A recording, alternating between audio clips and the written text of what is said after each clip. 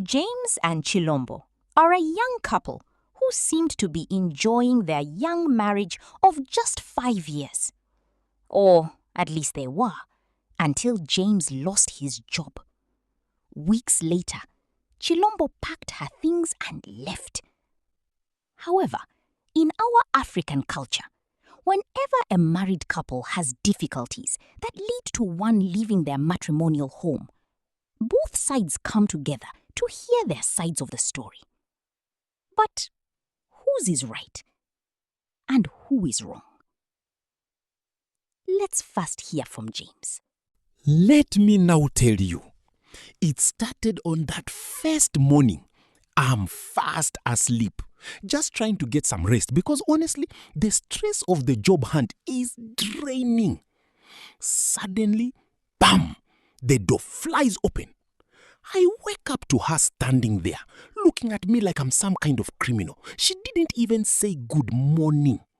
She just starts shouting, boss, can you wake up and be productive? You can't just be here sleeping. Can you imagine? My own wife. Then she goes on. Today, instead of doing soccer betting, why don't you call Michelle's husband to find out about that consultancy so you can make something of yourself? I'm still rubbing sleep out of my eyes and she just turns around and stomps out. And you won't believe it. She leaves the bedroom door wide open so the wind can finish me. Surely, I felt like I was in a movie. Usually, people go to the cinema to see Godzilla, but I was experiencing it live action right in my bedroom, POV and everything. Then the next day, I'm in the living room. I'd been working on things, but I decided to take a break to watch the Nigeria versus Zambia match. I had the betting app open, yeah, but I was just trying to see if I could catch a break, you know. She walks in like a soldier marching to battle. My stomach even started to twist and I felt like I needed to go to the bathroom. She didn't even greet me like a husband. It was just this rude, sharp comment about the mess and what I was doing. I felt like I was back in boarding school. By the third day, I couldn't take the tension anymore. I thought, let me be the bigger person. I went to her, very calm, very gentle. I wanted to talk about the way she'd been treating me. But before I could even enter the bedroom, she was there, obviously on a call with that unmannered sister of hers, talking about me. Hey! In that moment, I looked for my favorite Bible scripture. I look up to the mountains and ignored the call. I entered the room and I started explaining how I felt. But did she listen? No. She snapped at me. She answered me so rudely I didn't even recognize her. It was like she was disgusted that I was even speaking to her. The next day was even worse. It was like I didn't exist. She was belittling me. You could see it in her eyes. Just because I didn't have a job and I was depending on her, she decided she could just ignore me. I'd be seated right there and she'd walk past like I was a ghost. Can you imagine the viciousness? To treat the man you married like he's invisible just because of a temporary setback. Finally, day 5 comes. I'm watching another match, trying to keep my mind off the fact that my life is falling apart. I look up, and there she is with her bags. She didn't want to fix anything. From where I was sitting, it was clear. She just wanted an excuse to leave. She used that moment, that whole week of her being difficult, just so she could walk out. She didn't care about the 5 years. She just left. Now, you tell me, is that how a wife is supposed to push her husband? I really need you all to listen, because what James said, it hurts my soul to hear he saw me that way. We are talking about 5 years of marriage. This is the man I chose. Do you really think I would stand by and let anyone belittle him? Even when things were at their worst, I wouldn't allow anyone, not even my own family, to speak a single word against James. He is my husband. His dignity is my dignity. On that first morning, I didn't storm in there to shout. I went into our room and sat right there on the edge of the bed. I looked at him and I just wanted him to feel supported. I started whispering, "Babe, babe, wake up." He didn't respond, so I shook him just a little, gently, you know. I could see he was still half asleep, so I said, "Babe, honey, wake up. I'm off to work. It's not good for you to be sleeping the whole day. It will only make you feel more down." I had already made sure there was food for him in the warmer, so he wouldn't have to worry about a thing. I told him, "Babe, you can make this day productive, but you need to get up." I wasn't attacking him. I was trying to spark something in him. I mentioned the betting because I was scared for us. And I said, "Babe, please stay away from those sites. They are criminal. You can't build a life on them." I even told him about Michelle's husband because I know how talented James is. I wanted him to see the opportunity in consultancy. When I left the door open a bit. I thought the fresh air would help him clear his head and feel refreshed when he finally got up. How was I to know he felt I was trying to freeze him out? And I feel horrible because even as I walked through the corridor, I felt like I had done something good. The next day, I came home after a shift that felt like it would never end. I walked in and my heart just sank. The living room was a mess. Wrappers everywhere, beer cans on the table. He was just sitting there, eyes glued to that betting app. I was exhausted, but I still made sure to greet him politely. I said, "Hello, my husband." But the way he looked at me, or rather the way he didn't look at me, it made me feel so small. I wasn't being rude. I was just sad.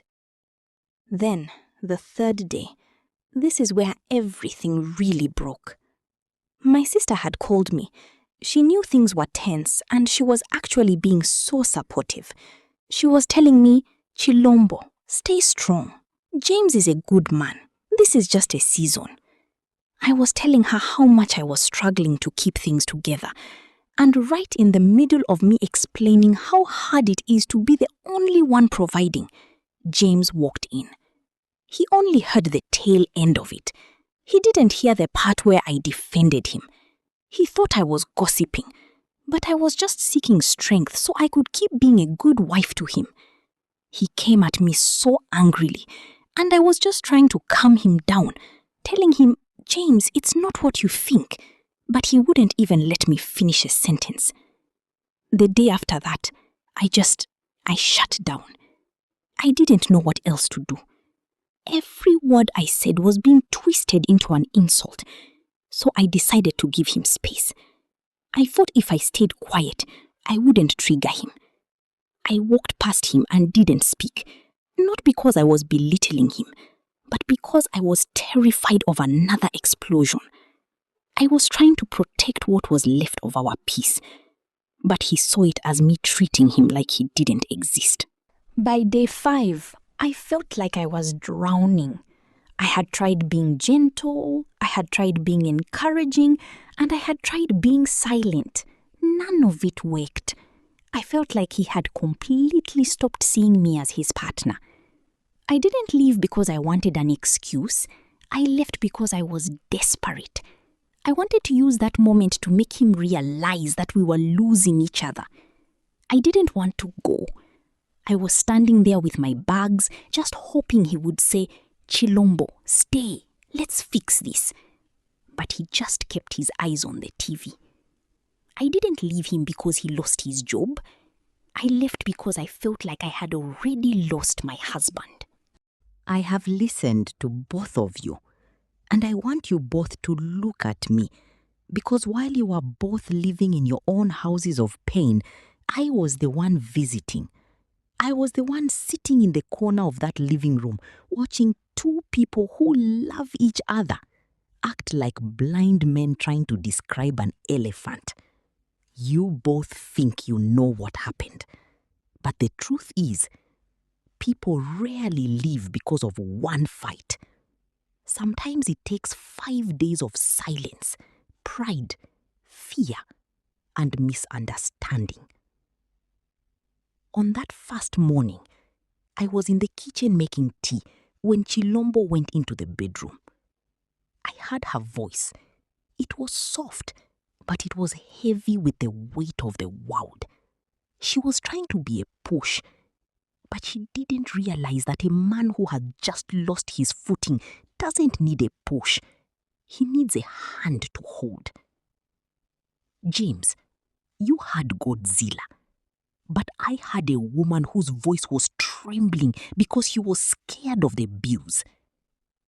And Chilombo, you left that door open for fresh air, but you didn't notice that the room was already cold because the warmth of your conversation had died weeks ago. It wasn't a weapon, James, and it wasn't a breeze, Chilombo. It was just a door. The next day, when the house was a mess, James, you weren't being lazy. I saw you. You had spent 6 hours staring at a blank screen and sending emails until your eyes ached.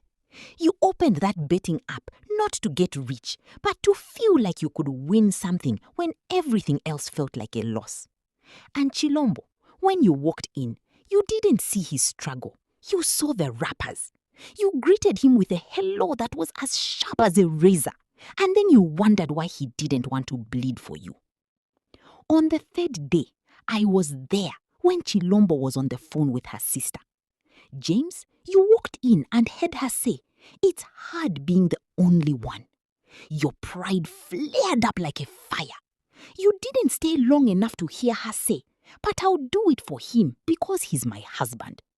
You took a fragment of a sentence and built a whole wall out of it. You went to her to talk, but your heart was already closed. And Chilombo, you were so defensive from the pressure that you met his fire with ice. By the fourth day, the silence in that house was so loud I could barely breathe. I watched you both pass each other in the hallway. Chilombo, you thought you were giving him space, but you were actually giving him a grave.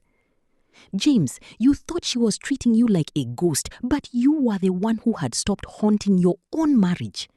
You both stopped speaking to avoid a fight, but in doing so, you stopped being a we. And then the final day.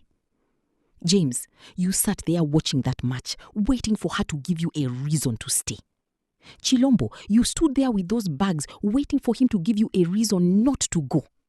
You were both waiting for the other to be the hero, but neither of you wanted to be the first to say, "I'm sorry." You see, this wasn't about a job or a betting app or a sister's phone call. It was a breakdown of communication. James, you felt like a failure, so you had everything as an insult. Chilombo, you felt like a servant, so you saw everything as a burden. You were both right and you were both wrong. But the biggest tragedy is that you both loved each other through the whole 5 days. You just forgot how to tell the truth.